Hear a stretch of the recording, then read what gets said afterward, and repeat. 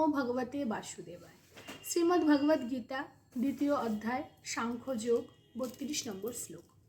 যদৃচ্ছয়া চ উপপন্নম স্বর্গদ্বারম অপাবৃতম সুখিনো ক্ষত্রিয়া পার্থ লভ্যন্তে যুদ্ধম ঈদৃশম।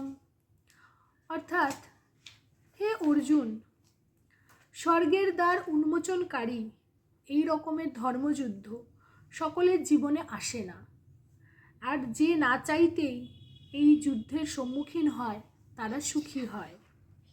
ব্যাখ্যা।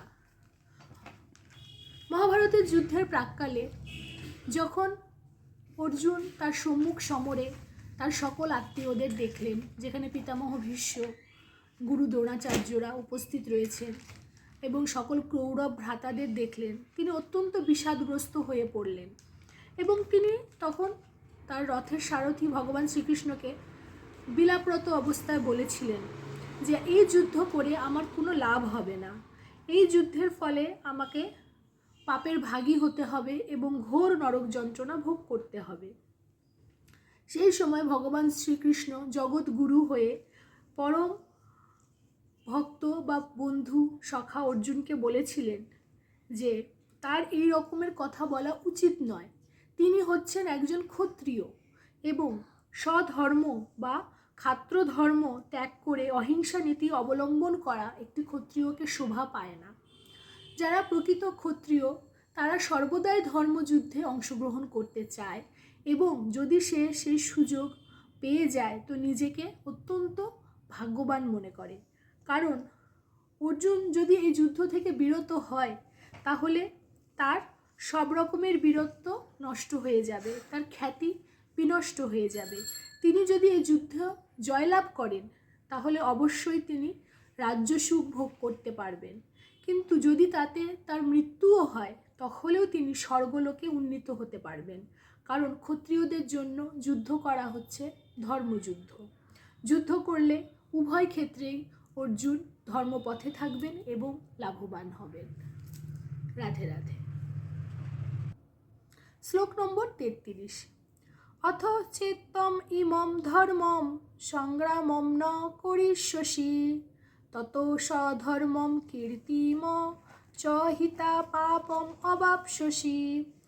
অর্থাৎ, কিন্তু তুমি যদি এই ধর্মযুদ্ধ না করো তাহলে তোমার স্বীয় ধর্ম এবং কীর্তি থেকে তুমি ভ্রষ্ট হবে এবং ধর্ম ত্যাগ করার ফলে তুমি পাপ ভোগ করবে। ব্যাখ্যা। ভগবান শ্রীকৃষ্ণ অর্জুনকে ধর্ম এবং তার নিজের কর্তব্য সম্বন্ধে উপদেশ দিচ্ছিলেন তখন তিনি বললেন যে তুমি একজন মহান যশস্বী এবং খ্যাতিমান ক্ষত্রিয়। তুমি একসময় মহাদেবের মতো দেবতাকেও যুদ্ধে পরাজিত করেছিলে। সুতরাং যিনি মহাদেবের সঙ্গে তুলনা করতে পারেন নিজের ক্ষমতার, সেই অর্জুন যদি ধর্মযুদ্ধ থেকে বিমুখ হয়ে যান তাহলে এই সমাজ এবং এই ইতিহাস তাকে কখনোই বীরত্বের শ্রেষ্ঠে বসাবে না। ভগবান শ্রীকৃষ্ণ অর্জুনকে আরও বললেন যে তুমি যদি ধর্মযুদ্ধ না করো তোমার সকল ধর্ম নষ্ট হয়ে যাবে, অর্থাৎ ক্ষাত্র ধর্ম নষ্ট হয়ে যাবে এবং ধর্ম নষ্ট হওয়ার ফলে তুমি পাপী হয়ে উঠবে এবং পাপের ভোগ করার জন্য তোমাকে হয়তো নরকেও যেতে হতে পারে। আর যুগ যুগ ধরে তোমার যে কীর্তি বহমান হওয়ার কথা আছে সেটাও হবে না। এই যুদ্ধে তুমি যদি পরাজিত হও তাও তুমি বীর শ্রেষ্ঠ হিসাবে কীর্তিমান হয়ে অক্ষয় হয়ে থাকবে।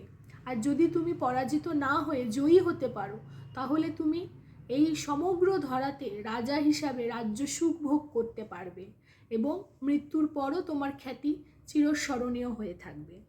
তো তোমার অবশ্যই যুদ্ধ করা উচিত এবং তাই তোমার কর্ম। আর যুদ্ধ পরিত্যাগ করে তুমি পাপের ভাগী হইও না। রাধে রাধে।